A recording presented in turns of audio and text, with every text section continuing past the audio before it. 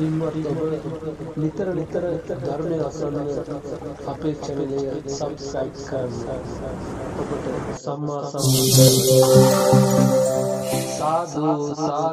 සාදු. තථාගතයන් වහන්සේ විසින් දේශනා කොට වදාළ අති උතුම් ශ්‍රී සද්ධර්මය ලෝකයාට දානය කරවීම මෙච්චරක් මෙපමණක් කියලා ආනිසංස සඳහන් කළ නොහැකි මහ උතුම්ම දානමය පින්කම බවයි ධර්මයේ උගන්වා වදාළේ. භාග්‍යවතුන් වහන්සේගේ ශ්‍රී මුඛ ධාතුවෙන් දේශනා කොට වදාලා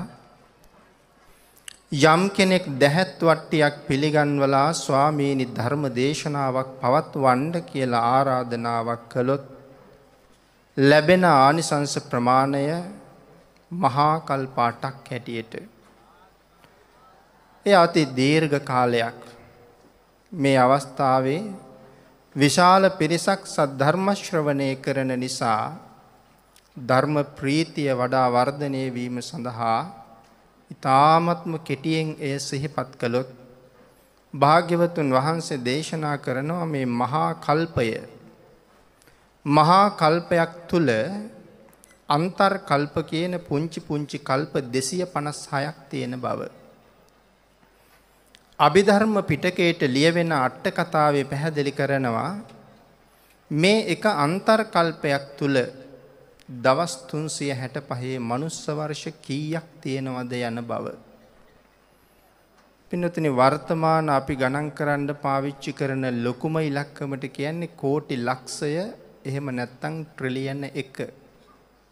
ඒ ලියන්න පාවිච්චි කරන ඉලක්කම් ගණන 1.12යි. අතීතයේ ගණන් කරපු ලොකුම ඉලක්කම සඳහන් කළේ අසංඛ්‍ය කියලා. එය ලියන්න පාවිච්චි කරපු ඉලක්කම් ගාන 1.140යි. මෙන්න මේ ගණනට තමයි අසංඛ්‍ය කියලා කියන්නේ. එහෙමනම් අට කතාවයි පැහැදිලි කරනවා අන්තර් කල්පයක් තුල තියෙන මනුස්ස වර්ෂ ප්‍රමාණය අසංඛ්‍ය 1.140 ඒවා 86,40,000ක් කියලා. එවන් අන්තර් කල්ප 256ක් තියෙනවා එක මහා කල්පයකට. එවන් මහා කල්ප 8කට ආනිසංස ලැබෙනවා.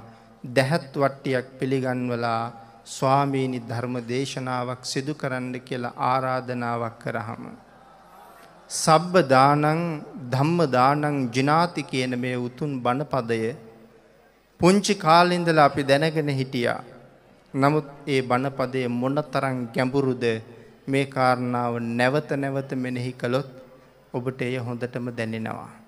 පින්නතුනි බණ අහන ඔබට මනා වූ ශ්‍රද්ධාවෙන් සද්ධර්ම ශ්‍රවණය කළොත් මහත් වූ බලාපොරොත්තුවකින් සද්ධර්ම ශ්‍රවණය කළොත් ලැබෙන ආනිසංස ප්‍රමාණය මහා කල්ප 9යි කියලා භාග්‍යවතුන් වහන්සේ දේශනා කළා. එහෙමනම් අද මේ මළුවේ ඉන්න අය තථාගතයන් වහන්සේ දේශනා කරපු විදිහටම සද්ධර්ම ශ්‍රවණය කළොත් මහා කල්ප 9ක ආනිසංස ලැබෙනවා එක දේශනාවක් ශ්‍රවණය කිරීමෙන්. තථාගතයන් වහන්සේගේ දේශනාව මහත් වූ බලාපොරොත්තුවකින් යුක්තව බණ අහන්න කියන දේශනාවයි. ඒ කාරණාව පැහැදිලි කරන්නේ අනීවරණ කියන තථාගත දේශනාවේ. මොකද්ද මේ මහත් වූ බලාපොරොත්තුව? මේ ධර්ම දේශනාව ශ්‍රවණය කරන අතරතුරදීම මාගේ පංච නීවරණ ධර්මයන් යටපත් වේවා. සප්ත බෝධ්‍යාංග ආදී ධර්මයන් වැඩි දියුණු වේවා. මේ දේශනාව අතරතුරදීම මට උතුම් මාර්ගඵලයක් අවබෝධ වේවා කියන චේතනාවෙන් බණ අහමු. මියගිය ඥාතිවරුන්ට පින් අනුමෝදන් කරාම ඒගොල්ලෝ අපෙන් පින් ගන්න පුළුවන් තැනක ඉපදිලා ඉන්නවා නම් ඒ අයට ලැබෙන ආනිසංස ප්‍රමාණය මහා කල්ප 1යි. පින්නතුනි අපි සියලු දෙනාම මුලින් සඳහන් කළ මහත් වූ බලාපොරොත්තුවෙන් යුක්තවම මේ මොහොතේ සද්ධර්ම ශ්‍රවණය කරමු. තථාගතයන් වහන්සේගේ ජීවිතයට සම්බන්ධ මේ උතුම් පුණ්‍ය භූමිය වින්නතනි මේ පුණ්‍ය භූමිය ඊතා පූජනීය භූමියක්.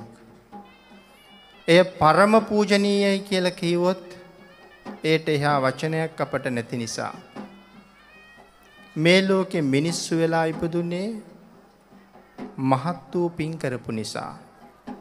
ಜಾති ભેදයක්, ආගම් ભેදයක්, කුල ભેදයක්, ගෝත්‍ර ભેදයක් නැහැ. ලෝකේ බොහෝ ආගම් තියෙනවා. නමුත් අද කුමන ආගමේ වුවත් මිනිසුන් හැටියට ජීවත් වෙන සියලු දෙනාම සංසාරේ දවසක මහා විශාල පින්කමක් කළා. අන්නේ ඒ පින්කමේ ප්‍රතිඵලයක් හැටියටයි මනුස්ස ජීවිතය ලැබුණේ. මොන පින්කම කරලාද මිනිස් ජීවිතය ලැබෙන්නේ? පින්නතුනි මේ ලෝකේ උපත තීරණය කරන ප්‍රධානම පින්කම තමයි සීලය. සිල් ආරක්ෂා කරපු අයයි නැවත මිනිසුන් හැටියට උපදින්නේ. මුළු ලෝකෙම ඉන්න මිනිස්සු ඒ සිල් ආරක්ෂා කරපු නිසායි මනුස්ස ජීවිත ලැබුවේ. හැබැයි මං කියන්න හදන්නේ 100% සිල් රැකලා නම් ලෝකේ හැමතැනම මනුස්ස ජීවිත ලැබුවේ. මේ ලංකා භූමියේ මනුස්ස ජීවිතයක් ලැබලා උපදින්න 100% සිල් රකින්න ඕනේ. ඒ තරම් පරම පූජනීය මේ භූමිය එසේ මෙසේ සීලයක් රැකලා උපතක් ලබන්න පුළුවන් පුණ්‍යවන්ත භූමියක් නම් නොවන නිසා. නමුත් ඔබ මා ඒ පරම භාග්‍ය ලබා ගත්තාය. මේ මහා භද්‍ර කල්පයට පහළ වෙන සම්මා සම්බුදුරජාණන් වහන්සේලා සිව් නමක් පහළ වී හමාරයි. පින්නතනි මේ සිව් නමම මේ දිවයිනට වැඩි එක ඊටාම ආශ්චර්ය කාරණාවක්. මේ මහා භද්‍ර කල්පයේ මුලින්ම පහළ වෙන කකුසඳ බුදුරජාණන් වහන්සේ මේ දිවයිනට උන්වහන්සේ වැඩම කළා. උන්වහන්සේගේ සිරිපතුලෙන් මේ දිවයින පරම පූජනීය භූමියක් බවට පත් කළා පමණක් නෙවෙයි, ඔබ මේ වාඩි වෙලා ඉන්න පුණ්‍ය භූමිය, මේ වාඩි වෙලා ඉන්න මළුවට කකුසඳ බුදු පියාණන් වහන්සේ ශ්‍රී පාද ධාතුව තබලා වැඩම කළා කියන එක ඉතාම ආශ්චර්යයි. උන්වහන්සේ වඩින දවසේ මේ දීපය හැඳින්වුවේ ඔජ දීපය කියලා. මේ ප්‍රදේශයේ හැඳින්වුවේ අභයපුරය කියලා. අද මහමෙවුනා උයන එදා හැඳින්වුවේ මහා තීර්ථ වනය කියලා. මේ කකුසඳ බුදු පියාණන් වහන්සේගේ කාලේ. දෙවැනියට පහළ වුණ බුදු පියාණන් වහන්සේ කොණාගම බුදු පියාණන් වහන්සේ මේ දීපයට වඩින කාලේ මේ දීපය හඳුන්වලා තියෙන්නේ මණ්ඩ මානකපුරය කියලා. දීපය හඳුන්වලා තියෙන්නේ වරදීපය කියලා. අනුරාධපුරය හඳුන්වලා තියෙන්නේ මණ්ඩ මානකපුරය කියලා. එදාට මහා අනෝම වන කියන නමින් තමයි මහමෙවුනා උයන හඳුන්වලා තියෙන්නේ. අනෝම වනය. පින්නතනේ තුන්වෙනි බුදු පියාණන් වහන්සේ කාශ්‍යප බුදු පියාණන් වහන්සේ. කාශ්‍යප බුදු පියාණන් වහන්සේ වඩින කාලේ මේ දිවයින මණ්ඩදීප කියන නමින් හඳුන්වලා තියෙනවා. අනුරාධපුරය විශාලාපුර කියන නමින් හඳුන්වලා තියෙනවා. මහමෙවුනා උයන මහා සාගර උයන කියන නමින් හඳුන්වලා තියෙනවා. අපේ ගෞතම තථාගතයන් වහන්සේ වඩින කාලේ මේ දීපය ලංකාදීප, මේ ප්‍රදේශය අනුරාධපුර, මේ භූමිය මහමෙවුනා උයනම තමයි. එමනම් උන්වහන්සේගේ පාද ස්පර්ශයෙන් මේ ස්ථානයට උන්වහන්සේ වැඩම කොට වදාලා. දීපංකර දසබලයන් වහන්සේගෙන් නියත විවරණ අරගෙන මහා කල්ප අසංඛ්‍ය 4,01,000ක් සංසාරේ අනන්ත දුක් විඳා. දීපංකර බුදු පියාණන් වහන්සේගෙන් වචන දෙකක් අහලා නිවන් දකින්න උන්වහන්සේට ඉඩ තිබුණා. දීපංකර බුදු පියාණන් වහන්සේ බණපද දෙකක් දේශනා කරලා තුන්වෙනි බණපදයේ දේශනා කරන්න කලින් සුමේද තාපසතුමාට රහත් වෙන්න තරම් පින් තියෙනවා මේ වෙලාවේ.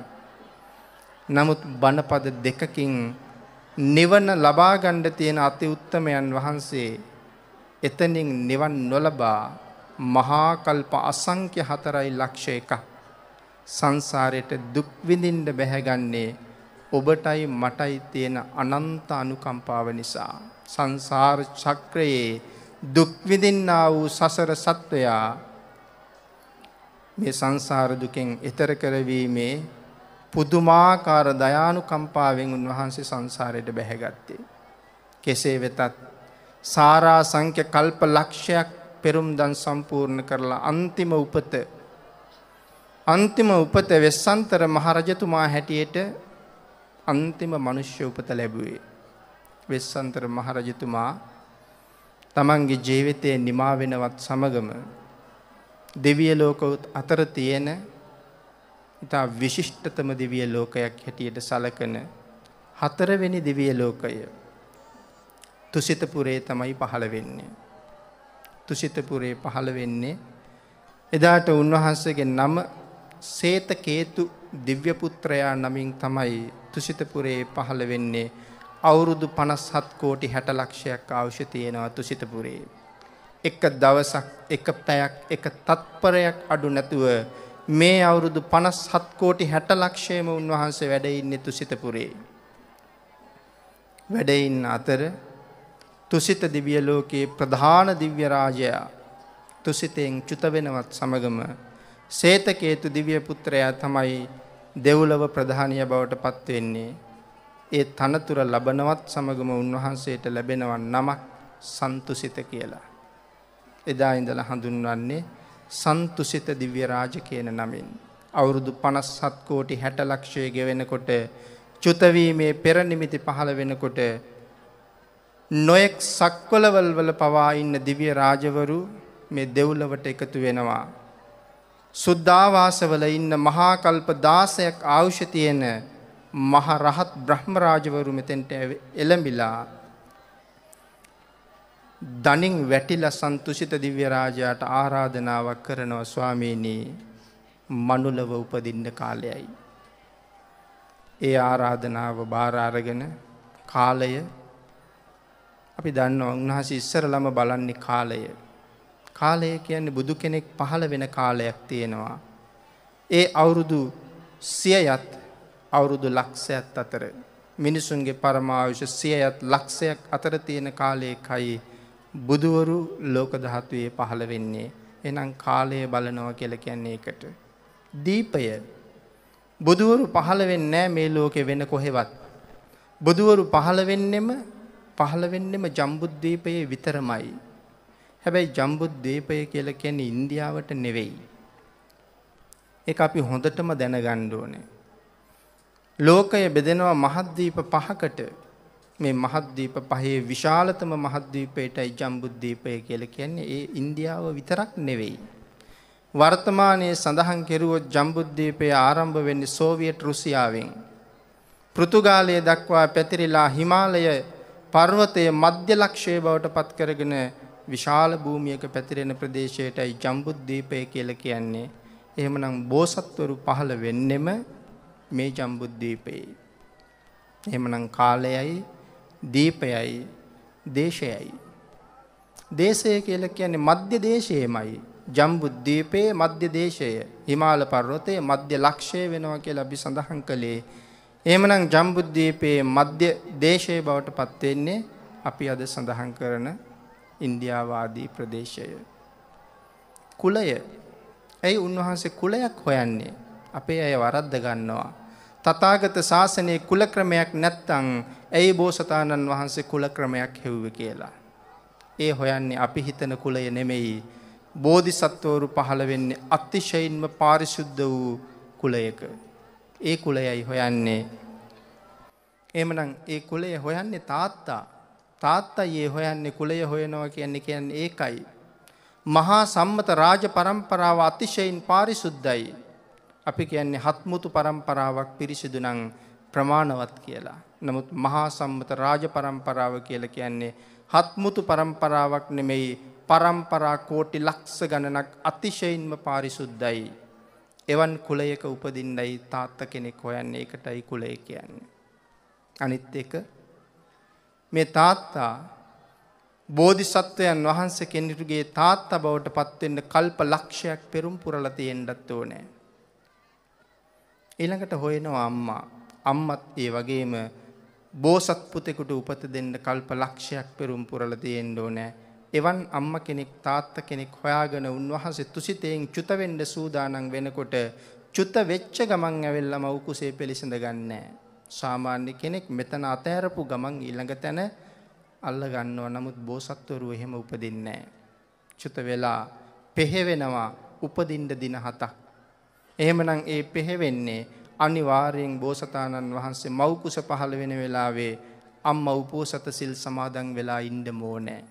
එවන් අවධියකයි මව් කුසට බැහැගන්නේ. ඒ නිසායි 7 දවසක් පෙහෙවෙලා බලන්නේ අම්මා එතෙන්ට සූදානම් වෙනකන්. මව් කුසේ බිහිවීම හරි ආශ්චර්යයි. මව් කුසට එළඹීමත් සමගම 10000ක් ලෝක ධාතු කම්පා වෙනවා. මව් කුසේ වැඩ ඉන්නකොට මෑණියන්ට කිසි අපහසුයක් නැහැ. මහා මායා දේවිය කුස දිහා බලන වෙලාවේ ඇයට පේනවා බෝසත් පුතණුවන් හරියට වීදුරු කරඬුවක වැඩ ඉන්නවා වගේ තමන්ගේ කුස තුලින් විනිවිද පේනවා පුතණුවන් අපි වගේ නෙවෙයි පළක් බැඳගෙන ඉතා පහසුවෙන් වාඩි වෙලා ඉන්න ආකාරය. දසමාසය එක දවසක්වත් අඩු නැතුව මව් කුසේ ගෙවනවා දසමාසයේම. එවන් දසමස් ඇවෑමෙන් තමයි අති උත්තමයන් වහන්සේ ලෝකේ පහළ වෙන්නේ. මේ අම්මා දරුවා බිහි කරනවත් සමගම දරුවා බාර ගන්න ඉන්නේ සුද්ධාවාසයෙන් රහත් වෙච්ච බ්‍රහ්ම රාජයෝ 4 දෙනෙක් මංගල සම්මත ස්වර්ණමය දැලක් අරගෙන තමයි එන්නේ. හේතුව මහා මායා දේවියගේ ලස්සන මේ ලෝකේ වර්ණනා කරන්න බැරි ලස්සනක්. ඒ නිසා තමයි මහා මායා කියලා නම තියලා තියෙන්නේ. මෙවන් අති සුන්දර රූපයක් ළඟ කාමාශාවන් ප්‍රහීනේ නොකල කෙනෙක් හිටියොත් ඇය පිළිබඳව කාමසිතුවිලි පහළ වෙන්න පුළුවන් නිසා තමයි රහත් වෙච්ච බ්‍රහ්ම රාජයෝ එතෙන්ට එළඹෙන්නේ. මව් කුසෙන් බිහි වෙනකොටම මංගල සම්මත රන්දලින් බාර ගන්නවා. ඊළඟට 4 වරන් රජදරුවෝ මංගල සම්මත අඳුන් දිවි සමකෙන් බාර ගන්නවා. රජදරුවන් 4 වරන් රජදරුවන් අතින් ශාක්‍ය රජදරුවන් ඊටාම වටිනා සුදු පිළියකින් බාර අරගත්තට පස්සේ තමයි බෝසත් කුමාරයා මේ මහ පෘථුවියට පය තියන්නේ. මහ පෘථුවියට පය තියෙනකොට අති උත්තමයන් වහන්සේගේ සිරිපතුල පිළිගන්න මේ මහ පෘථුවියෙන් මතුවෙන්නේ නෙළුම් මල් දෙකක්. ඒ නෙළුම් මල් මත ඉඳගෙන 10000ක් සක්වලවල් කම්පා කරවමින් උපන්න නිසා උන්වහන්සේ 10000ක් සක්වලවල් දිහා බලනවා. මට වඩා උතුම් අය මේ සක්වලවල් වල ඉන්නවද කියලා. මොකද ග්‍රහණය කරගත්ත මව් කුසට එනකොටම 10000ක් සක්වල ග්‍රහණය කරලා ඉවරයි. ඒකයි බලන්නේ මට වඩා උතුමන් ඇද්ද? ඒක කොතෙන්ට ගියත් උතුමන්ගේ සිරිත. වැඩිමහල්ලා දිහා නෙමෙයි බලන්නේ ගුණවතා දිහා. මට වඩා ගුණවතුන් ඉන්නවද? මේ වෙලාවේ සිද්ධාර්ථ ගෞතමයන් වහන්සේට බෝසතාණන් වහන්සේට මේ 10000ක් සක්වලවල්ම තමන්ගේ දැස ඉදිරිපිට මැවිලා පේනවා. බලන පැත්තෙන් දෙවිවරු ഘോഷා කරනවා උතුමාණන් වහන්සේ ඔබ වහන්සේ හැර තවත් උතුමන් කොහෙන්ද මේ සක්වලවල් 10000ක. ඒ ප්‍රකාශය සිව් දිසාවෙන්ම ඇහුණකොට තීරණය කළනවා මට වඩා උතුම් අය ලෝක ධාතුවේ නැති බව. ඒ නිසායි උන්වහන්සේ අභීත සිංහනාදයක් කරමින් උතුරට සත්පියවරක් වඩින්නේ අග්ගෝ හමස්මිලෝ කස්ස ජෙට්ටෝ හමස්මිලෝ කස්ස සෙට්ටෝ හමස්මිලෝ කස්ස අයමන්තිමා ජාති නත්තිදානි පුනබ්බව. මෙලව එහෙම උපදින අති උත්තමයන් වහන්සේ අවුරුදු 29ක් ගිහි කාමභෝගී ජීවිතයක් ගත කරලා අවුරුදු 29න් අබිනිෂ්ක්‍රමණය කරලා අවුරුදු 35න් සම්මා සම්බුද්ධත්වයට පත් වෙලා ප්‍රතිවේද චක්‍රයත් ධර්ම චක්‍රයත් කියන දෙක මේ ලෝකයට පවත්වනවා. ප්‍රතිවේද චක්‍රය කියලා කියන්නේ සම්මා සම්බුද්ධත්වයේ සාක්ෂාත් කිරීම. දේශනා චක්‍රය බරණැස ඉසිපතනේදී මංගල ධර්ම දේශනාව. එහෙමනම් අපි සඳහන් කරන ධර්ම චක්‍රය ආකාර දෙකයි. ප්‍රතිවේද චක්‍රයයි දේශනා චක්‍රයයි. මේක චක්‍රයක්. එය අරවලින් යුක්තයි. අපි දකිනවා අර 8. ඒ කියන්නේ මාර්ගය, ආර්ය අෂ්ටාංගික මාර්ගය. ධර්ම චක්‍රය පිළිබඳව හරියට මතිමතාන්තර තියෙනවා. සමහර අය කියනවා ධර්ම චක්‍රයේ ඉහළට උල් නොතිබිය යුතුයි ඒ චක්‍රයක්. නමුත් නිවැරදි ධර්ම චක්‍රය ඉහළට උල් තිබිය යුතුයි. චක්‍රය කියලා කියන්නේ ආයුධයක්. තථාගතයන් වහන්සේ බරණැස ඉසිපතනාරාමේදී දේශනා චක්‍රය පවත්වන්නට යෙදුනේ සතුරන් ඝාතනය කිරීමටත් සඳහායි. මොන සතුරන්ද මේ චක්‍රයෙන් ඝාතනය කරන්නේ? පුද්ගල චිත්ත සංතානය තුළ උපදින්නා වූ කෙලෙස් සතුරන් ඝාතනය කරන්නයි ධර්ම චක්‍රය උන්වහන්සේ පවත්වන්නේ. ප්‍රතිවේද චක්‍රය සොයාගත්තෙත් කෙලෙස් සතුරන් බිය කරවනවින් තමයි උන්වහන්සේ ප්‍රතිවේද චක්‍රයට එළඹෙන්නේ. එහෙමනම් කොහොමත් සතුරන් ඝාතනය කරන්න චක්‍රයක අර තිබිය යුතුමයි. ඒ නිසා ධර්ම චක්‍රයේ අර තිබිය යුතුමයි.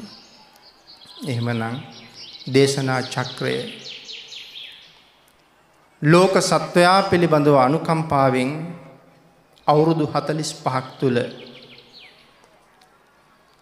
අවුරුදු ලක්ෂයක් ආයු වළඳන තථාගතයන් වහන්සේ නමක් කරන කාර්යම අවුරුදු 45න් ගෞතම සම්මා සම්බුදු පියාණන් වහන්සේ අඩු නැතුව සිද්ධ කළා. ඔය අතර පින්නතුනි ලංකා දීපය පිළිබඳව උන්වහන්සේ විශේෂ බැල්මක් හැල්ලා තියෙනවා. බුද්ධත්වයෙන් 9 වෙනි වර්ෂය මහියංගණයට වඩිනවා. බුද්ධත්වයෙන් 5 වෙනි වර්ෂය නැවතත් මේ රටට වඩිනවා. බුද්ධත්වයෙන් 8 වෙනි වර්ෂය 3 වෙනි වතාවට මණ්‍යක්කිත නාරජුගේ ආරාධනාවට ස්වාමීනි අපින් දානයක් වළඳන්න කියලා කරන ආරාධනාව පිළි අරගෙන ඒ ආරාධනාවත් සමග තමයි 3 වෙනි වතාවේ ලංකාවට වැඩම කරන්නේ. බුද්ධත්වයෙන් 8 වෙනි වර්ෂය කොහොමත් අපේ තථාගතයන් වහන්සේ බුද්ධත්වයෙන් 8 වෙනි වර්ෂයේ ලෝක සත්‍යය පිළිබඳව කරන්න තියෙන සියල්ල කරලා ඉවර කළා. අපි වගේ ජීවිතේ අග්ගිස්සට යනකම් බුදවරු ඉන්නේ නැහැ කල යුතු දේ කරන්න. බුද්ධත්වයෙන් 8 වෙනි වර්ෂයේ ලෝක සත්‍යය වෙනුවෙන් කල යුතු සියල්ල නිමා කළා. පින්නතුනි එදා ලංකාවට වැඩිය වෙලාවේ මේ 3 වෙනි ලංකා ගමනේදී ඔබ වාඩි වෙලා ඉන්න අපි වාඩි වෙලා ඉන්න මේ අති උතුම් පුණ්‍ය භූමියට තථාගතයන් වහන්සේ වැඩියා. මේ චෛත්‍ය ස්ථානයේට යට වෙලා ඇති භාග්‍යවතුන් වහන්සේ වැඩ හිටපු තැන මෙතෙන්ට වැඩලා සුගත මහ චීවරය මේ මහ පොළොව මත එළලා භාග්‍යවතුන් වහන්සේ චීවරය මත වැඩ ඉඳගෙන සමාපatti සෝයට සමවදිනවා. මේ මහ පොළොව කම්පා වෙනකන් තථාගතයන් වහන්සේගේ ගුණ බර දරන්න බැරුව මේ මහ පොළොව වෙවුලනවා. ඒ කියන්නේ මේ මහ පොළොවට ඒ තරම්ම ශක්තිය දෙනවා මේ භූමියේ ජාත පුත්‍රයන්ට සංසාරේ සුවය හොයාගෙන යන්න. මහ පොළොව කම්පා වෙනකන් සමාධියට සමවැදිලා උන්වහන්සේ ආමන්ත්‍රණය කරනවා පරම පුණ්‍යවන්ත දිව්‍ය රාජයෙකුට. ඒ දිව්‍ය රාජානන් වහන්සේට ආරාධනා කතා කරලා මේ භූමිය බාර කරනවා. මහ ප්‍රතාපවත් දිව්‍ය රාජවරු පින් ගලන දෙවිවරු කියලා සඳහන් කළොත් නිවැරදි පංචකාමයට නතු වෙලාම ඒ මතම යෙදුන අය නෙමෙයි කුසල් මත කුසලයේ වෙනුවෙන් කැප වුණ දෙවිවරු. උන්වහන්සේට කතා කරලා බාර කරනවා මේ භූමිය ආරක්ෂා කරන්න. අනාගතයේ මේ රටේ පහළ වෙනවා ගැමුණු නම් මහරජෙක්. අපේ අය දන්නවා කවුද ගැමුණු මහරජුන්? අනවම දස්සේ සම්මා සම්බුදුරජාණන් වහන්සේ දක්ෂිණ ශ්‍රාවකයාට ශ්‍රාවක පදවිය දෙනවා දැකලා අනේ මටත් ලෞතුරා බුදු කෙනෙකුගේ දකුණත් සව් වෙන්න ඇත්නම් කියන ප්‍රාර්ථනාවෙන් උන්වහන්සේ ළඟින් ඒ ප්‍රාර්ථනාව ආරම්භ කරලා අපේ බුද්ධ ශාසනයේ දක්ෂිණ ශ්‍රාවකයන් වහන්සේ සරියුත් මහරහතන් වහන්සේ සමග පවා එකට පෙරම් පුරමින් ආපු අනාගතයේ පහළ වෙන්නා වූ මෛත්‍රී සම්මා සම්බුදුරජාණන් වහන්සේගේ දක්ෂිණ ශ්‍රාවකයන් වහන්සේගේ අන්තිම උපතයි ගැමුණු කියලා කියන්නේ. මොනතරම් භාග්‍යයක්ද ඒ උත්තමයන් වහන්සේගේ අන්තිම උපත මගේ දේශයේ අපේ දේශයේ සිදුවීම. ඒ නිසා තථාගතයන් වහන්සේ දේශනා කරනවා මේ දිව්‍ය පුත්‍රයාණන් වහන්සේට උන්වහන්සේ නමින් හඳුන්වන්නේ විශාල රූප කියලා මේ දිව්‍ය රාජෝත්තමයාණන් වහන්සේ. මේ දේශනා කරන ධර්මය මේ කරන පින්කම් වාඩි වෙලා ඉන්න ඔබ සියලු දෙනාම මේ මොහොත වෙනකොටත් ඒ උතුමාණන් වහන්සේගේ නේත්‍රයට පේනවා. තථාගත සම්මා සම්බුදු පියාණන් වහන්සේගේ ශ්‍රාවකයෝ අපමණ ශ්‍රද්ධාවෙන් බුදුන් පුදන බව දැක දැක උන්වහන්සේ මේ මොහොතේ ප්‍රීතියෙන් පිනා යනවා නොඅනුමානයි. මේ භූමිය බාර කරන්නේ උන්වහන්සේට විශාල රූප ගැමුණු මහරජුන් මහසෑය හදනතුරු මේ භූමිය ඔබ ආරක්ෂා කරන්න ඕනේ. මහසෑය හැදුවට පස්සේ සම්මා සම්බුද්ධ ශාසනය පවතිනතුරු සර්වඥ ධාතුන් වහන්සේගේ පරිනිර්වාණය දක්වා මේ භූමිය ආරක්ෂා කිරීමේ වගකීම ඔබට බාරයි කියලා තථාගතයන් වහන්සේ පැවරුවා. එහෙමනම් උන්වහන්සේගේ ආඥාව මේ මහසෑය මෙතන නිර්මාණය වෙන බව මේ දැස ඉදිරිපිට විරාජමාන වෙන්නේ පින්නතුනේ මේක ඇස්බැඳුමක්වත් මායාවක්වත් නෙවෙයි. තථාගත සම්මා සම්බුදු පියාණන් වහන්සේගේ තථාගත ශ්‍රී දේහය ආදාහනය කරන වෙලාවේ බුද්ධ අධිෂ්ඨානයෙන් මහා ධාතුන් වහන්සේලා හැර විසිරෙන ධාතුන් වහන්සේලා ප්‍රමාණය ද්‍රෝණ 8යි. අපේ අය අහලා තියෙනවා ද්‍රෝණයක් කියලා කියන්නේ කොච්චරක්ද කියලා. ද්‍රෝණයක් කියලා කියන්නේ හුඬු 32ක්. ද්‍රෝණයක් කියලා කියන්නේ හුඬු 32ක් නම් ඉතුරු වෙන ධාතුන් වහන්සේලා ප්‍රමාණය ද්‍රෝණ 8ක් නම් මෙතන තියෙනවා හුඬු හැටියට හුඬු 256යි. සේරුවකට හුඬු 4යි. එහෙමනම් මේ හුඬු 256 සේරු බවට පත් කෙරුවොත් ධාතුන් වහන්සේලා සේරු කීයක් තියෙන්න ඇද්ද? සේරු 64යි. තථාගතයන් වහන්සේගේ ශරීර ස්වභාවය මේ ලෝකේ කිසි කෙනෙක් දන්නේත් නැහැ. ඒක හරියටම කොතනවත් සඳහන් කරලත් නැහැ. හැබැයි සේරු 64ක් ඉතුරු වෙන ධාතුන් වහන්සේලා කියලා සඳහන් කරාම අපි හිතන තරම් පුංචිමත් නැහැ. මට හිතෙනවා අපි මැරෙලා ගියහම අපේ ඇටකොටු ටික අඩු නැතුව ගෙනල්ලා වංගෙඩියක දාලා කෙටුවොත් මොම්පියලි තරමට පොඩි වෙන්න. වැඩි වුණොත් සේරු 3ක් නැත්නම් 4ක් තියෙයි. සේරු 64ක් ඉතුරු වුණ ධාතුන් වහන්සේලා කියලා කියහම අපි හිතන තරම් පුංචි නැහැ. නමුත් පින්නතුනි මේ සියලුම ධාතුන් වහන්සේලා විටින් විට විසිරෙනවා. සම්මා සම්බුදු කෙනෙකුගේ ආඥා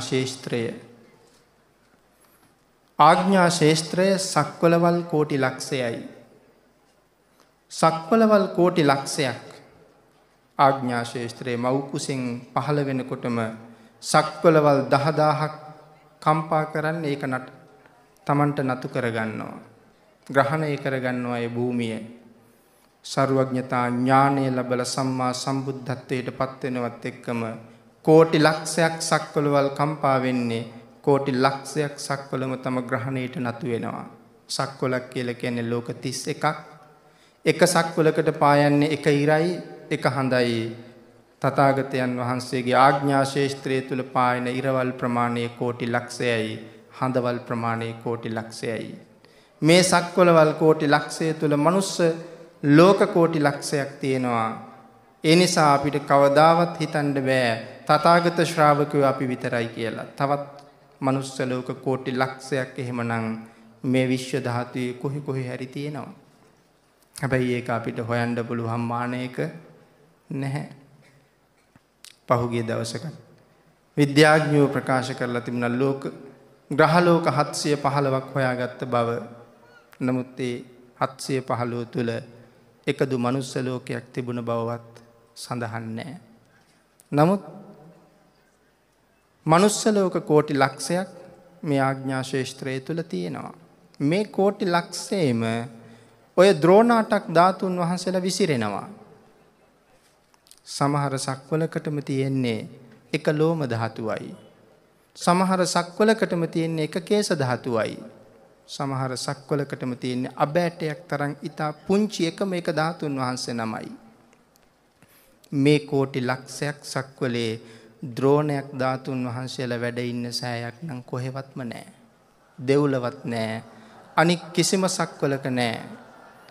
එහෙමනම් ද්‍රෝණයක් ධාතුන් වහන්සේලා වැඩ ඉන්න සෑයක් තියෙනවා නම් කොහෙද තියෙන්නේ? ඒකම සෑය මළුවේ තමයි අපි වාඩි වෙලා ඉන්නේ. ඒකයි මම සඳහන් කළේ මේක සිහිනයක් නෙවෙයි, මේක ඇස්බැඳුමක් නෙවෙයි කියලා. මේ කෝටි ලක්ෂයක් සක්වලට ඉරවල් කෝටි ලක්ෂයක්, හඳවල් කෝටි ලක්ෂයක් පායන භූමියට ප්‍රදේශයට තියෙන එකම මහසෑය තමයි මේ. පින්වතුනි, අපේ භාග්‍ය අපි තාම දන්නේ නැහැ අපේ වටිනාකම. දෙව්ලොව ගිහිල්ලා සලුමිනි සෑය, සිළුමිනි සෑය, චූලාමණි සෑය වඳින්න අපි ප්‍රාර්ථනා කරනකොට මං හිතනවා අපි හැර කෝටි ලක්ෂයක් සක්වලක දෙවි මිනිසුන්ගේ එකම ප්‍රාර්ථනාව ලංකා භූමියට ඇවිල්ලා මහසෑය වැඳගන්න. ඒක ඒගොල්ලන්ගේ පැතුම. දෙවි බඹුන් නැති තරම් ඒ පැතුම මුදුන්පත් කරනවා. අපිට ඒක මුදුන්පත් කරන්න තියෙන අවකාශය ඊටාම ඉහළයි.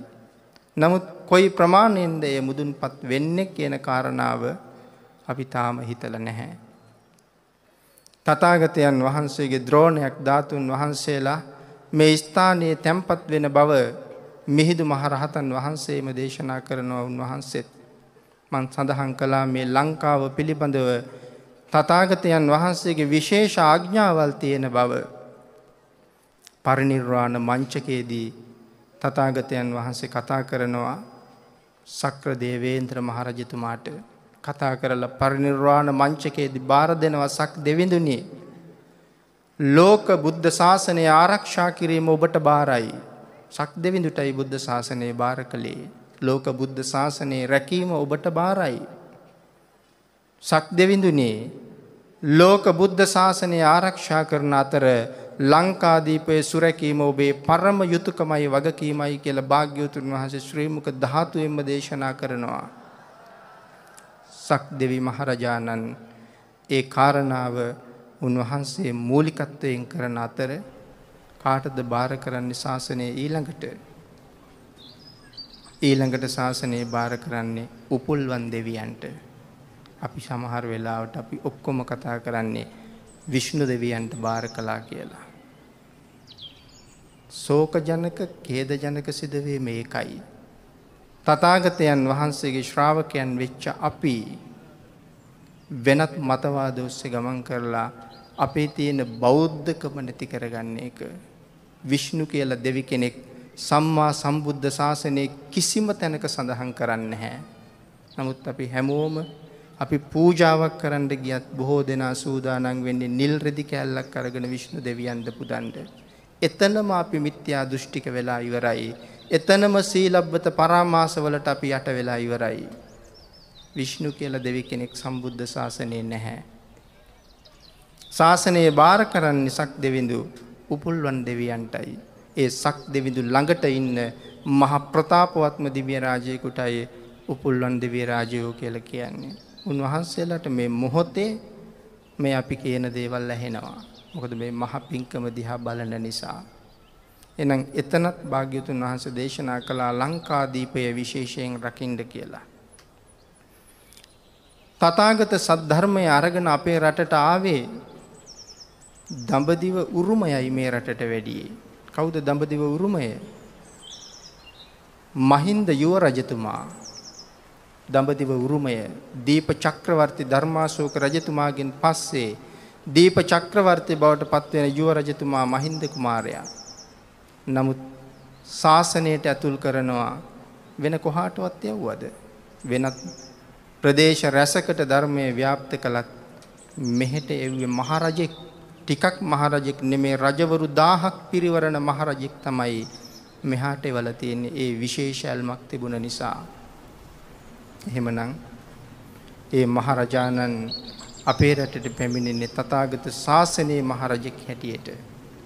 උන්වහන්සේ මේ භූමියට වැඩම කරලා උන්වහන්සේ වඩිනකොට එවකට මේ රටේ රජු ලෙස හිටිය දේවානම්පියතිස්ස මහරජුන් සමග මේ ස්ථානයට වඩින වෙලාවේ මහරජුන්ට ලැබෙන සුවඳ මල් මහරජුන් මිහිඳු මාහිමියන් අතට දෙනවා. ස්වාමීනි සුවඳ මල්. මිහිඳු මහරහතන් වහන්සේ මේ භූමියේ ඒ සපු මල් ටික තැම්පත් කරනකොට මේ භූමිය දෙබෑ වෙලා උපුරලා ඉරි තැලෙනවා. මහරජුන් අහනවා ස්වාමීනි හේතුව? මහරජතුමනි තථාගතයන් වහන්සේ යම් දවසක සුගත මහ චීවරයේ මේ බිම එලාගෙන මෙතන වැඩ ඉඳලා තියෙන බවට සාධකයක් මේ තියෙන්නේ. මේ මහ සෑය හැදීම පිළිබඳව උන්වහන්සේ දේවානම්පියතිස්ස රජුරන්ට ප්‍රකාශ කළා. රජුව සූදානම් ස්වාමීනි මම හදනවා මහ සෑය. රජතුමනි කලබල වෙන්න එපා. ඒ සෑය හදන්නේ ඔබ නෙමෙයි. අනාගතයේ උපදිනවා ඔබේ මුණුබුරෙක් ගැමුණු කියලා. උන්වහන්සේ ඒ සෑය හදන්නේ තථාගත ආඥාව එකයි. මහරජුරුව ප්‍රකාශ කරනවා ස්වාමීනි මම හැදුවත් මගේ මුණුබුරා හැදුවත් මම හැදුවා වගේමයි මගේ මුණුබුරා හරියටම මේ තැන දැනගනිත්වා කියලා විශාල ගල් කුළුණක ශිලා ලිපියක සටහන් කරනවා මේ මහසෑය හැදෙන්නේ මෙතනයි කියලා. ගැමුණු මහරජුන් ඒ ටැම් ලිපිය දැකලා තමයි මෙතන තෝරන්නේ මහසෑය හදන්නේ. සෑය ඉදිකිරීමේ සෑයේ තියෙන ආශ්චර්යයත් අප්‍රමාණයි. නමුත් ඒ තරම් දීර්ඝ කරුණු සඳහන් කරන්න කාලය ප්‍රමාණවත් නැති වෙන නිසා ඉතා කෙටියෙන් සිහිපත් කරමු. මහසෑය හදන්න තීරණය කරන වෙලාවේ රන් රිදී මුතු මැණික් ඕන තරම් උන්වහන්සේ හිතපු හැටියට ලැබුණා. සෑය නිර්මාණය කරන්න වඩුවන් උන්වහන්සේ හිතපු හැටියට මේසන් වරුන් ලැබුණා. විශ්වකර්ම දිව්‍ය පුත්‍රයා ඒ අය මෙහෙයුවා.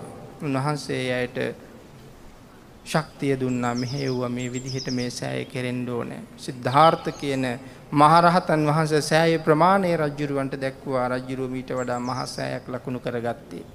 නමුත් රහතන් වහන්සේ තුන්කල් දක්නා නුවණින් මේ අනාගතයේ පවතින්න ඕන නිසා මේ ප්‍රමාණයට සීමා කළා. මහරජුරුව බොහොම සතුටින් පේසාවල්ලු දක්වා සෑය නිර්මාණය කරනකොට 9 වතාවක් පේසාවලලුත් එක්ක මේ සෑය ගිලෙනවා. ඇයි එහෙම ගිලෙන්නේ? පින්නතුනි යම් භූමිකම්පාවක් ඇති වෙලා මුළු ලෝක ධාතුවම විනාශ වුණත් බුද්ධ ශාසනය පවතින කල් මේ මහ සෑය භූමිය විනාශ වෙන්නේ නැහැ. ඒක විනාශ නොවෙන්නයි ඒ විදිහට ගිලා බහැලා තියෙන්නේ. සෑය නිර්මාණය කරනකොට ආශ්චර්ය රාශියක් සිද්ධ වෙනවා අප්‍රමාණයි. කෙසේ වෙතත් සෑය තුල ධාතුන් වහන්සේලා තැන්පත් කරන්න සියලුම කටයුතු සංවිධානය කරලා රහතන් වහන්සේට මතක් කරනවා ස්වාමීනි මහ සෑය ධාතුන් වහන්සේලා තැන්පත් කරමු. කොහෙද ධාතුන් වහන්සේලා තියෙන්නේ? නාග ලෝකේ. කවුද නාග ලෝකෙන් ධාතුන් වහන්සේලා ගෙනෙන්නේ?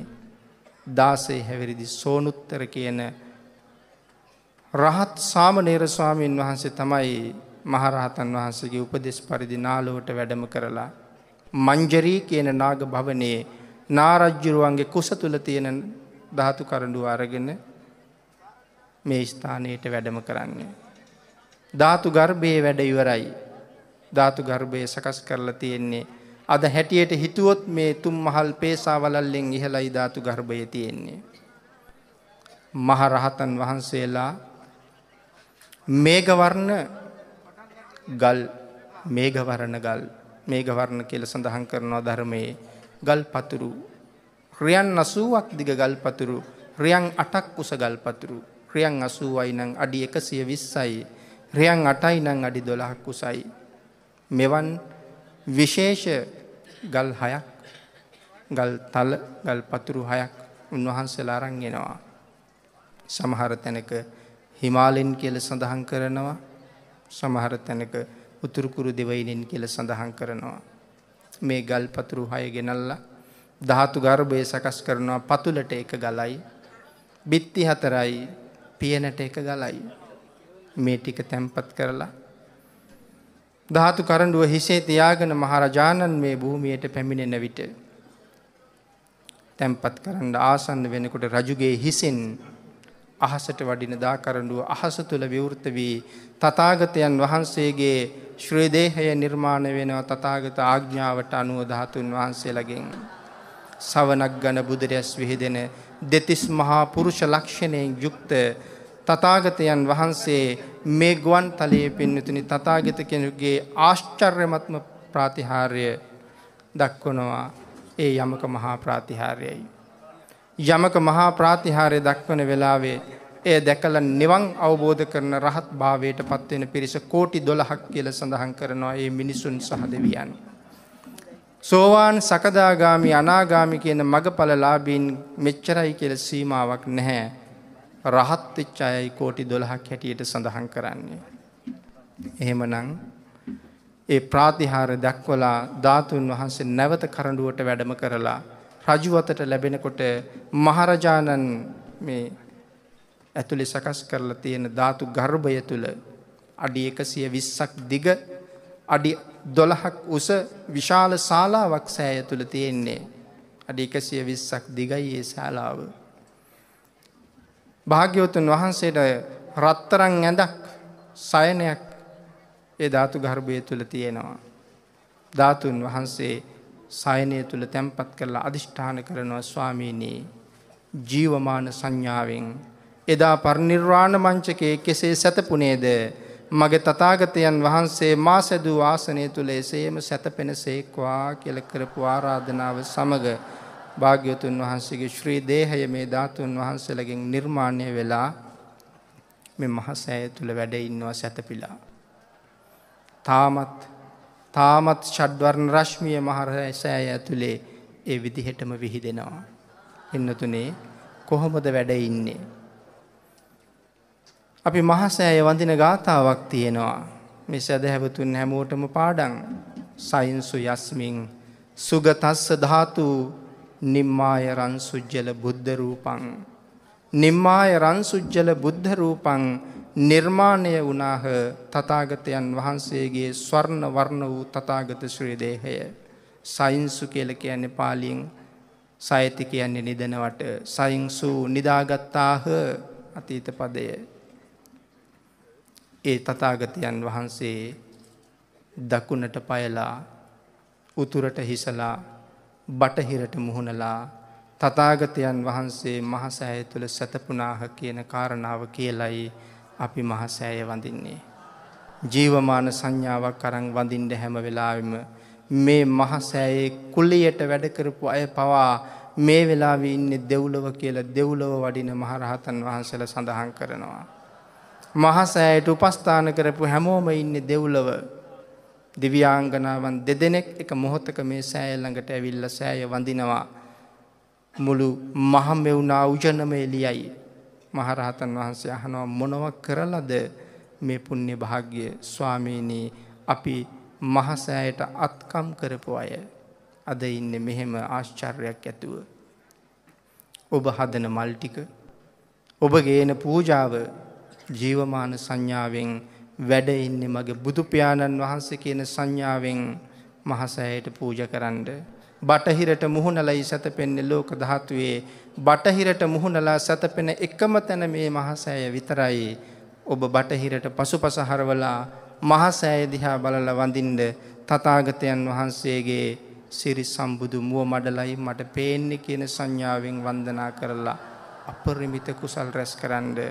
පින්නොතන මේ මළුවට ආපු කිසි දවසක තථාගතයන් වහන්සේට පිටු පාණ්ඩ එපා. අපි ඒ කාරණාව හොඳටම හිතන්න ඕනේ. තථාගතයන් වහන්සේ වැඩ ඉන්නේ ඔබ ළඟ. කිසි දවසක පිටු පාණ්ඩ එපා තථාගතයන් වහන්සේට. අපි පිටු පාලා ඉන්න බව දෙවි බඹුන් දකිනවා. උන්වහන්සේලා කොහොම ඉවසයිද කියලා හිතෙනවා අපි එහෙම හිටියොත්. අපමණ ශ්‍රද්ධාවෙන් අපමණ ගෞරවයෙන් ඔබ මේ මළුවට එන්න.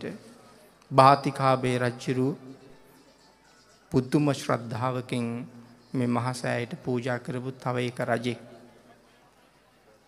එතුමා එක වෙලාවක මහසෑය සමම්පිච්ච මලින් වැහුවා. හිතන්න අපි සමම්පිච්ච මල් දැකලා තියෙනවා. පුළුවන්ද මේ මහසෑය සමම්පිච්ච මලින් වහන්න? මොන ආශ්චර්යයක්ද, මොන භාග්‍යයක්ද, මොන ශ්‍රද්ධාවක්ද, මොන වීරයක්ද ධර්මයේ සඳහන් කරන තුම් මහල් පේසා වලල් ඉඳලා කොත් කැරල්ල දක්වාම සමම්පිච්ච මලින් වහන්නේ. විශාල සමම්පිච්ච උයනක් වවලා ගබඩාවේ තියෙන රත් හඳුන් ගෙනල්ලා ගල ගාලා කුඩු කරලා ඒ රත් හඳුන් වලින් සුවඳ තලපයක් හදලා අඟල් 4ක සුවඳ තට්ටුවක් මුළු මහ සෑයම ආලේප කරනවා. ඒක බොල් තට්ටුවක්. තාම සෙනෙදුයි. සමන් මල් නෙලලා අර තට්ටුව තුල මල් නටුවෙන් ඇන තමයි මල් රඳවලා තියෙන්නේ.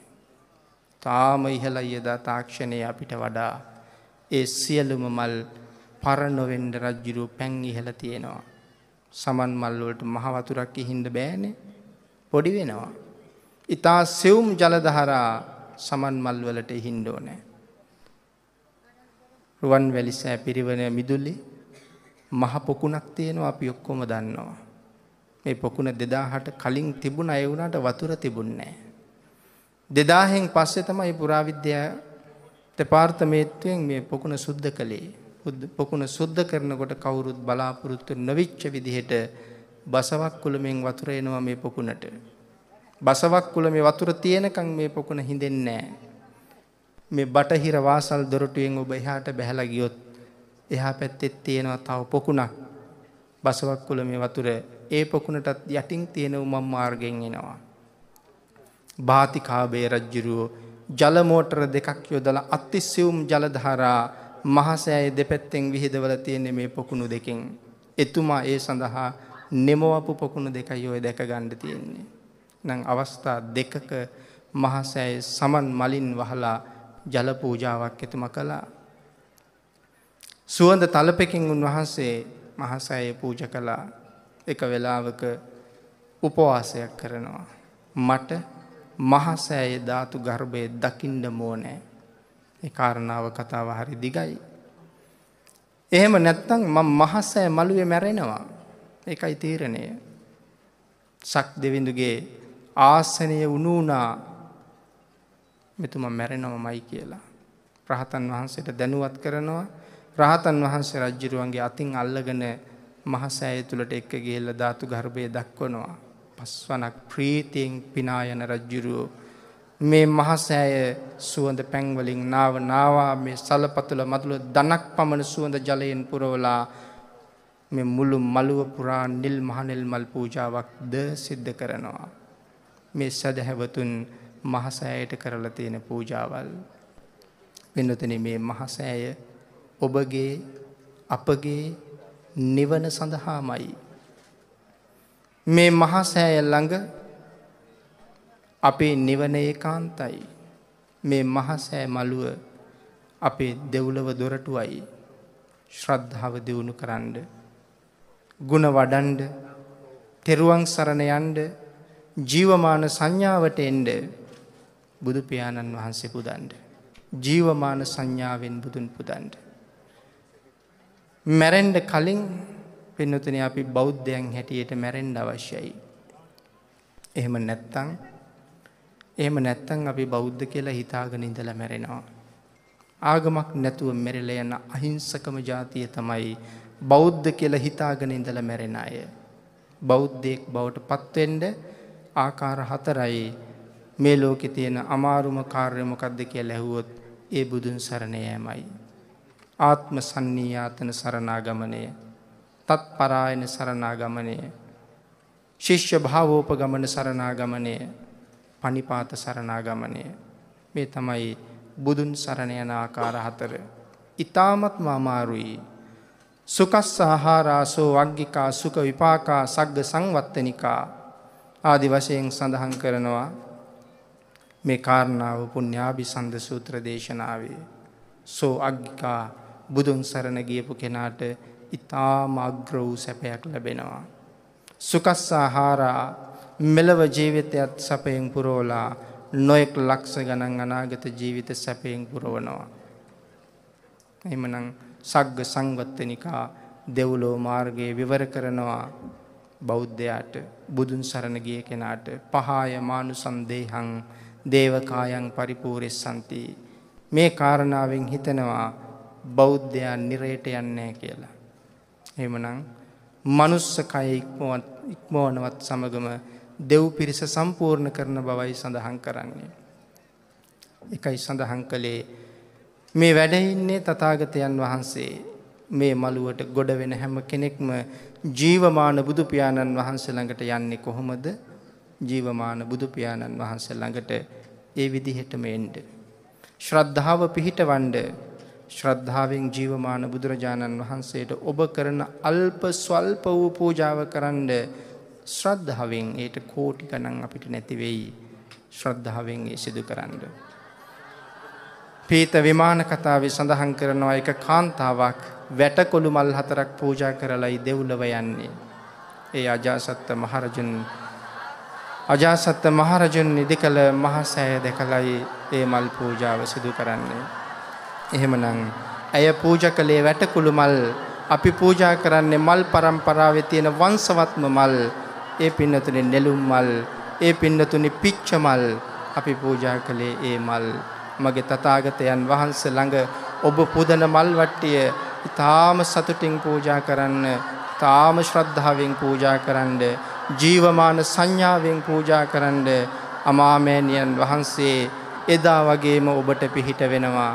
අමාමෑණියන් වහන්සේ අද එදා වගේම ඔබට පිහිට වෙනවා. කවුරුවත් හිතන්න එපා තථාගතයන් වහන්සේ පිරිනිවන් පෑවා කියලා. කවුරුවත් හිතන්න එපා තථාගතයන් වහන්සේ අපි අතහැරලා ගිහිල්ලා කියලා. අපිට එහෙම හිතෙයි කියලා පින්නතුනේ අමාමෑණියන් වහන්සේ දීඝනිකායේ දෙවනි පොතේ 242 වෙනි පිටුවේ දේශනා කරනවා තථාගතයන් වහන්සේ තාම පිරිනිවන් පාලා නැහැ කියලා. එහෙනම් ඔබගේ නිවන වෙනුවෙන් අපගේ නිවන වෙනුවෙන් මේ අති උත්තමයන් වහන්සේ තාමත් අපිව ආරක්ෂා කරමින් වැඩ ඉන්නවා. තථාගත සම්මා සම්බුදු පියාණෙනි, ඔබ වහන්සේ සරණ යාම මගේ පරම යුතුයකමයි. ඔබ වහන්සේ සරණ යාම මගේ පරම භාග්‍යයි. ඔබ වහන්සේට මාගේ ජීවිතය පූජා වේවා. ඔබ වහන්සේට මාගේ ප්‍රාණය පූජා වේවා. ඔබ වහන්සේ ළඟ මගේ ජීවිතය මල් පිටක් මල් පියල්ලක් බවට පත් වේවා. අමාමෑණියන් වහන්සේ මාගේ ජීවිතෙන් ඔබ වහන්සේ පුදනවා කියන සංඥාවෙන් ආත්ම සංනියාතන සරණාගමණයෙන් බුදු පියාණන් වහන්සේ සරණ යමු. පින්නතුනි, දෙවැනි කාරණාව තත්පරායන සරණාගමණය.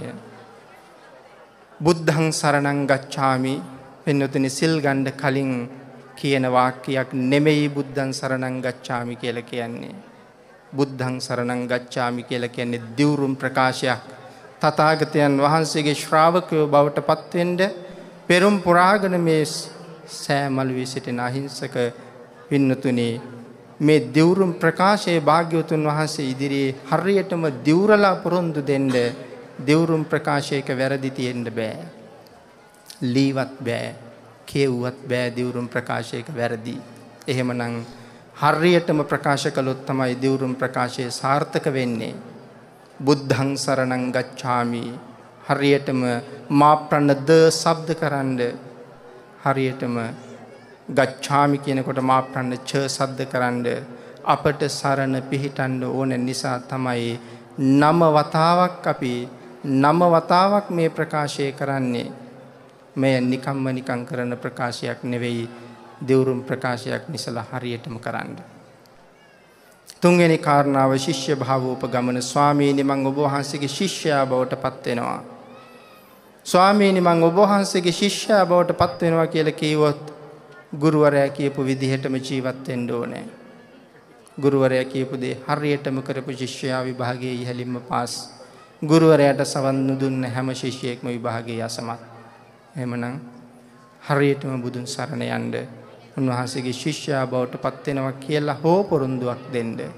අවසාන කාරණාව අපට ලේසිද කියලා හිතෙනවා පින්නතුනි. ඒ පනිපාත සරණාගමනයයි ගුණය දැක සරණ යාම. සම්මා සම්බුද්ධ ශාසනයට ඇතුල් වෙන යතුර මට හිතෙන්නේ ශ්‍රද්ධාව කියලායි. එහෙම නැත්නම් සම්බුද්ධ ශාසනයේ නැමැති මේ ආශ්චර්යමත් ලෝකයට පිවිසෙන්නවත් පුළුවන් කමක් නැහැ ශ්‍රද්ධාව කියන යතුර අතේ නැත්නම්. ඒ යතුර අරගෙන ඇවිල්ලා මේ ශාසනයට ඇතුල් වෙන්න. බුදු පියාණන් වහන්සේ කොතනවත් අපට දේශනා කළේ නැහැ මුලින්ම ප්‍රඥාව පුරන්න කියලා. භාග්‍යවතුන් වහන්සේ මුලින්ම දේශනා කළේ මුලින්ම ශ්‍රද්ධාව දියුණු කරන්න. සද්ධාය තරති ඕගං. ආලෝක යක්ෂයා අහනවා, ස්වාමීනි, මේ ඕඝය තරණය කරන පළවෙනි නැව මොකද්ද? සද්ධාය තරති යෝගං. සංසාරේ නැමැති ඕඝය තරණය කරන පළවෙනි නැව ශ්‍රද්ධාවයි. ඔබට ශ්‍රද්ධාව අවශ්‍යයි සම්බුද්ධ ශාසනයට ඇතුල් වෙන්න. පින්තුනි ශ්‍රද්ධාවන්ත වෙන්න. ඒ තුල සීලවන්ත වෙන්න. ඒ තුල ප්‍රඥාව දියුණු කරන්න උත්සාහ කරන්න. එහෙමනම් ගුණය දැක සරණ යන්න නම් ශ්‍රද්ධාව අත්‍යවශ්‍යමයි. තථාගත කෙනෙකුගේ බුද්ධ ගුණය තව කෙනෙකුට සීමා කරන්න තියා තවත් තථාගත සම්මා සම්බුදුරජාණන් වහන්සේ නමකටවත් ඒ ගුණය සීමා කරන්න බැරි නම් අපි කොහොමද ගුණය දැක සරණ යන්නේ?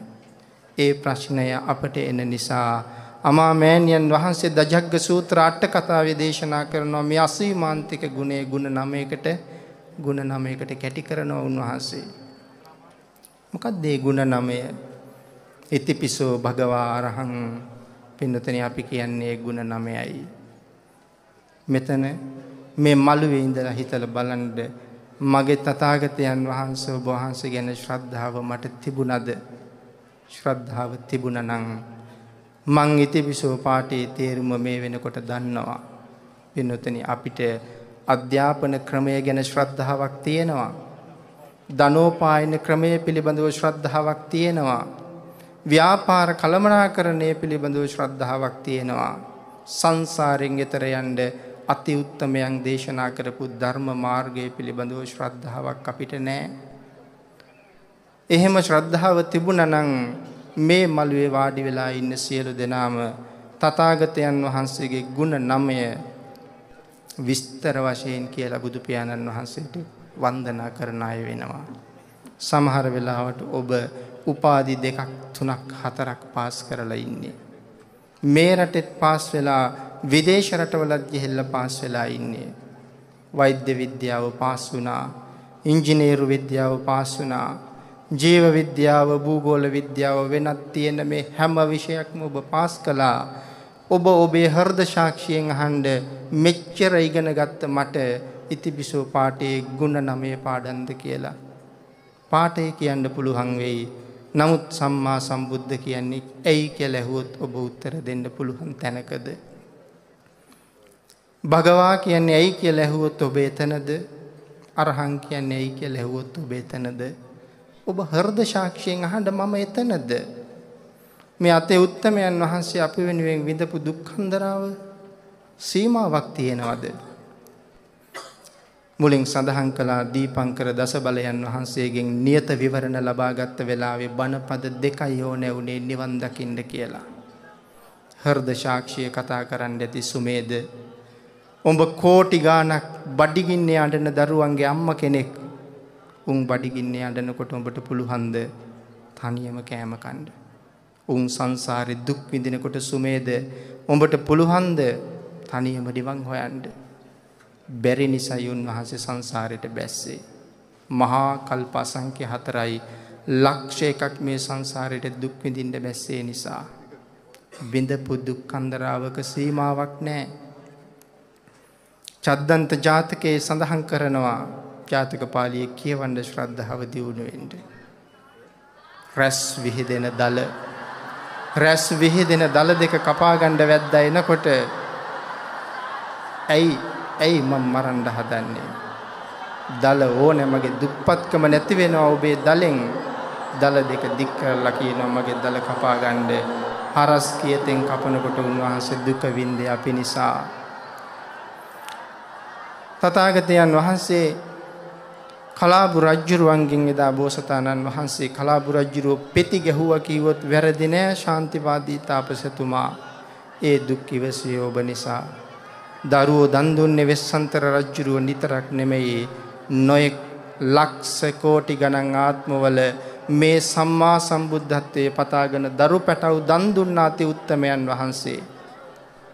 සමහර ආත්මවල දරුවෝ ගණ්ඩාවේ යක්ෂයෙක් තාත්තගේ මූණ දිහා බලාගෙන හුරතල් දරු පැටවගේ කකුල් දෙකෙන් කාගෙන යනකොට දරු පැටව දෙන්න මොනවන් නොකියලා අඬන්න ඇද්ද?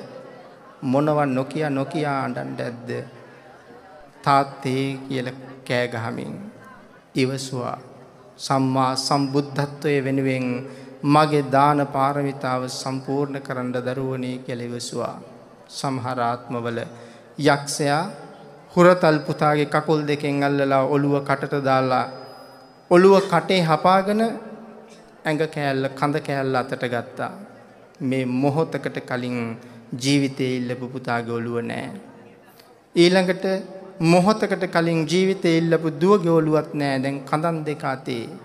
පුළුවන් ද තාත්තා කෙනෙකුට ඉවසන්න? මෙවන් දුක් ඉවසපු වාර පින්නතුනි සීමාවක් නැහැ. වෙස්සන්තරාත්ම භාවයේ අන්තිමට දරු පැටව් දෙන්න දන් දෙනකොට ජූතක බමුණ ඉපලෙන් තලලා පිට හැම ගිහිල්ලා කැලෑව මැද්දෙන් ආපහු දුවගෙන ඇවිල්ලා තාත්තගේ කකුල් දෙක මත වැටෙනවා. මගේ තාත්තේ අපි බේරගන්න තාත්තේ කියලා හඬනකොට දේශනා කරනවා බුදු පියාණන් වහන්සේ ආනන්ද එදා වෙස්සන්තර රජුරුවන්ගේ ඇස් දෙකෙන් දරුවන්ගේ පිට දැකලා එළියට ආවේ කඳුළු නෙමෙයි ආනන්දලේ කියලා. දාරක ප්‍රේමය නමුත් ඉවසනවා සම්මා සම්බුද්ධත්වයේ වෙනුවෙන්. ඒ කවුරුවත් වෙනුවෙන් නෙමෙයි, ඒ ඔබ වෙනුවෙන්, ඒ මා වෙනුවෙන්. සරියුත් මහරහතන් වහන්සේ ප්‍රකාශ කරනවා සාරිපුත්ත සමහර දවස්වල මං ආහාරයට ගත්තේ එක බත් ඇටයයි, එක කඩල ඇටයයි, සමහර දවසක එක මුං ඇටයයි. සාරිපුත්ත හිතන්න එපා එදා බත් ඇටය ලොකුයි කියලා හිතන්න එපා. සාරිපුත්ත එදා බත් ඇටෙත් අද බත් ඇටේ වාගේම තමයි සාරිපුත්ත. පුළුවන්ද බත් ඇටයක් කාලා ජීවත් වෙන්න? කවුරු වෙනුවෙන්ද? ඔබ වෙනුවෙන්, මම වෙනුවෙන්. විඳපු දුක් අන්දරාව විස්තර කරලා ඉවර කරන්න බැහැ පින්නතුනි මේ සම්මා සම්බුද්ධත්වයේ වෙනුවෙන්. ඒ ඇයි? අපි සංසාර දුකෙන් එතර කරන්න, අපි අපායෙන් නිදහස් කරන්න. මොකද්ද තථාගතයන් වහන්සේ දැකපු දුක? ජාති ජරා ව්‍යාධි මරණ ශෝක පරිදේව දුක සීමාවක් නෑ අත්දකින්නවා. නමුත් ලෝක ධාතුවේ තියෙන අති භයානකම දුක අපාය දුක. පින්නතුනි දිව්‍ය ලෝක 6ක් තියෙනවා. අපායවල ප්‍රධාන වශයෙන් 8ක් තියෙනවා. පළවෙනි දිව්‍ය ලෝකයේ ආයුෂ මනුස්ස වර්ෂ වලින් ලක්ෂ 90යි. දිව්‍ය ආයුෂ වලින් අවුරුදු 500යි. එක දවසකට මනුස්ස වර්ෂ 50යි. පළවෙනි දිව්‍ය ලෝකේ නැත්තම් අඩුම ආයුෂ තියෙන දිව්‍ය ලෝකේ එක දවසකට මනුස්ස වර්ෂ 50යි. පින්නතුනි අඩුම ආයුෂ තියෙන අපාය සංජීවය. සංජීවයේ එක දවසකට මනුස්ස වර්ෂ ලක්ෂ 9යි කියලා ධර්මයේ පැහැදිලිවම දේශනා කරනවා. මේ අපායක දුක. දෙවනි අපාය තාවතින්සය එක දවසකට මනුෂ්‍ය වර්ෂ 100යි. පින්නතුනි දෙවනි අපාය තාවතින්සේ ආයුෂ මනුෂ්‍ය වර්ෂ වලින් 3 කෝටි 60 ලක්ෂයයි. දෙවනි අපාය කාල සූත්‍රය එක දවසකට මනුෂ්‍ය වර්ෂ ලක්ෂ 36යි. තුන්වෙනි දිව්‍ය ලෝකයේ එක දවසකට මනුෂ්‍ය වර්ෂ 200යි. මුළු ආයු කාලය 14 කෝටි 40 ලක්ෂයයි. තුන්වෙනි අපාය සංඝාතය එක දවසකට මනුෂ්‍ය වර්ෂ 1 කෝටි 44 ලක්ෂයයි. හතරවෙනි අපාය තුසිතය මනුෂ්‍ය වර්ෂ 400ක් එක දවසකට ආයුෂයි. මුළු ආයු කාලය අවුරුදු 57 කෝටි 60 ලක්ෂයයි. හතරවෙනි අපාය සංජීවයේ කාල සූත්‍රයේ සංඝාතයේ රෞරවයේ. හතරවෙනි අපාය එක දවසකට මනුෂ්‍ය වර්ෂ 5 කෝටි 76 ලක්ෂයයි. එක දවසකට. පස්වෙනි දිව්‍ය ලෝකයේ එක දවසකට මනුෂ්‍ය වර්ෂ 800යි. ඒ දෙවියන්ගේ මුළු ආයු කාලය මනුෂ්‍ය වර්ෂ වලින් කල්පනා කෙරුවොත් 230 කෝටි 40 ලක්ෂයයි. පස්වෙනි අපායේ ආයුෂ නම් කියන්න බෑ. හයවෙනි දිව්‍ය ලෝකයේ ආයු ප්‍රමාණය අන්තිම දිව්‍ය ලෝකයේ එක දවසකට මනුෂ්‍ය වර්ෂ 1600යි. පස්වෙනි අපායේ ආයුෂත් ධර්මයෙන් සඳහන් කරලා තියෙනවා. 1600යි. එක දවසකට මනුෂ්‍ය වර්ෂ අන්තිම දිව්‍ය ලෝකයේ. හිතලා බලන්නකො තථාගතයන් වහන්සේ පිරිනිවන් පාලා දැනට බුද්ධ වර්ෂ කීයද කියලා. 2559යි. 1600යි 1600යි එකතු කළොත් 1600යි 1600යි එකතු කළොත් 3200යි. තාම තථාගතයන් වහන්සේ පිරිනමන පාලා 2559යි. ඒ කියන්නේ එහෙනම් අන්තිම දිව්‍ය ලෝකෙට තථාගතයන් වහන්සේ පිරිනමන පාලා මේ වෙනකොට ගත වෙලා තියෙන්නේ එක දවසකුත් පැය කීපයයි. එවන් ආශ්චර්ය උන්වහන්සේලා දකිනවා. උන්වහන්සේලාගේ මුළු දිව්‍ය ආයුෂ ප්‍රමාණය 921 කෝටි 60 ලක්ෂයයි මුළු දිව්‍ය ආයුෂ ප්‍රමාණය. නමුත් අන්තිම අපාය සංජීවය අන්තිම අපාය අවීචියේ මුළු ආයු ප්‍රමාණය අන්තර්කල්පයයි. අසංඛ්‍ය 86 ලක්ෂ 40000යි අවීචියේ මුළු ආයු ප්‍රමාණය. ගිහිල්ලා දුක් විඳලා ගොඩ ආවත් ආපහු යනවා. කපිල මත්ස්‍යයාගේ කතාවෙන් ඒක හොඳටම පැහැදිලි කරනවා. එhmenan අපි ධර්ම දේශනාව නිමා කරමු. පින්නතුනි භාග්‍යවතුන් වහන්සේ දේශනා කරනවා මගේ ශ්‍රාවකයෝ සීල සම්පන්න වෙන්න මේ සීලයට කරන්න බැරි දෙයක් නැහැ. තථාගතයන් වහන්සේගේ දේශනාව මේ සීලයට කරන්න බැරි දෙයක් නැහැ. ඔබ අද අවබෝධයෙන් තෙරුවන් සරණ ගිහිල්ලා ප්‍රාර්ථනාවක් කළොත් සිතට ගත්තොත් දිවි හිමියෙන් මම් පන්සල් කඩන්නේ.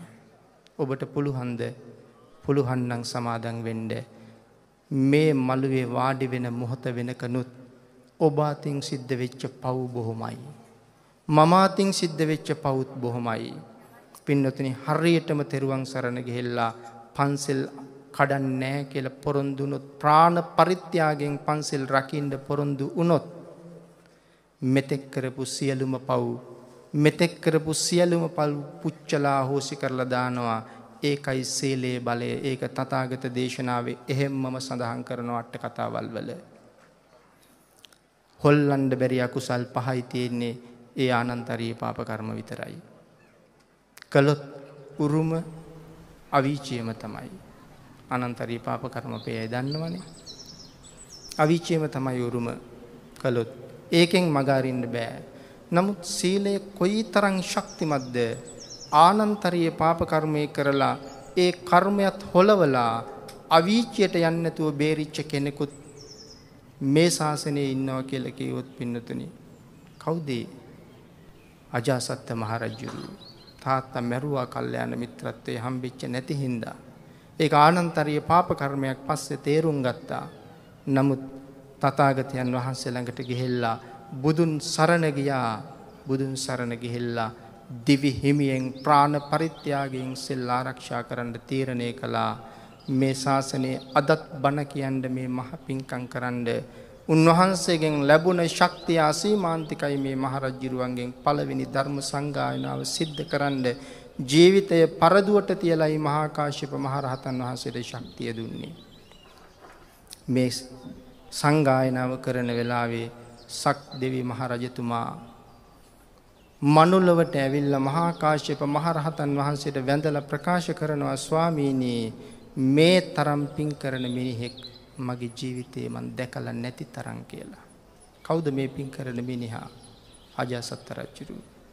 කොච්චර පිං කළත් නිරයෙන් නම් නවතින්න බෑ මේ මහා කුසලයේ. හැබැයි අවීචයෙන් නිදහස් වුණා. දැනටත් අජාසත් රජු ඉන්නේ අපායේ. ඒ ඉන්නේ ලෝකුඹු මහනිරේ. අවීචියේ උපදින්නේ ආනන්තරීය පාප කර්මයක් කළොත් අසංඛ්‍ය 86,40,000ක් ආයුෂ. නමුත් ලෝකුඹු නිරය අවුරුදු 60,000යි ආයුෂ. උණු වෙච්ච යකඩ තියෙන්නේ. මේ වෙනකොටත් මහරජතුමා පෙන දදා පැහැෙනවා මේ අපායේ. පතුල හොයන්න යනවා කකුල් දෙක උඩට ඔළුව යටට පැහි අවුරුදු 30,000ක් යනවා පතුල හොයාගන්න. තාමත් බුදු පියාණන් වහන්සේ පිරිනිවන් පාලා අවුරුදු 2559 නම් අජාසත් මහරජුරවන්ට ලෝකුඹු නිරේ පතුල හොයන්න තවත් අවුරුදු 27000 ගණක් එහෙම්මම ඉතුරුයි.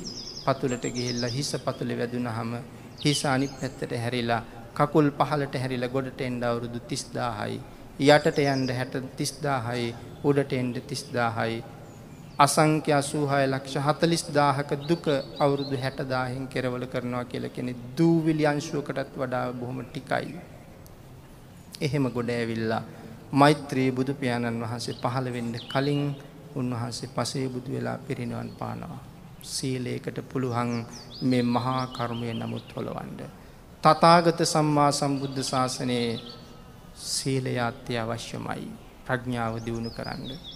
පින්නතුනේ අපි කල්පනා කරමු මේ මළුවේ ඉඳලා තීරණය කරමු අවබෝධයෙන් තෙරුවන් සරණ යනවමයි තථාගතයන් වහන්සේගේ ආශ්චර්යාද අපි දැක්කමයි ඒ සවනක් ගන බුදුරැස් අපි දැක්කමයි ස්වාමීනි ඔබ වහන්සේගේ ශ්‍රාවකෙක් බවට මෙතෙන් පටන් පත් වෙනවමයි කියන තීරණයට ඇවිල්ලා මෙතෙන් පටන් දිවි හිමියෙන් ප්‍රාණ පරිත්‍යාගයෙන් පන්සල් මං ආරක්ෂා කරනවාමයි ස්වාමීනි කියන පොරොන්දුව මේ මළුවේදී භාග්‍යවතුන් වහන්සේ ළඟ තියලා නැගිටින්න ඔබ වෙනුවෙන් දිව්‍ය විමානය දාට විවෘත වෙනවා. ඒ සඳහා ඔබට ශක්තිය, ධෛර්යය, වාග්ය, වාසනාව උදා වේවා කියලා ප්‍රාර්ථනා කරනවා. ඔබ අපි සියලු දෙනාටම ඊ타ම ඉක්මන් භවයක ඊ타මත්ම කෙටි කාලයකින් සැප සහිත ප්‍රතිපදාවකින් උතුම් චතුරාර්ය සත්‍ය ධර්මය අවබෝධ කරගන්න මේ මහා පිංකම හේතු වාසනා වේවා කියලා ප්‍රාර්ථනා කරමු.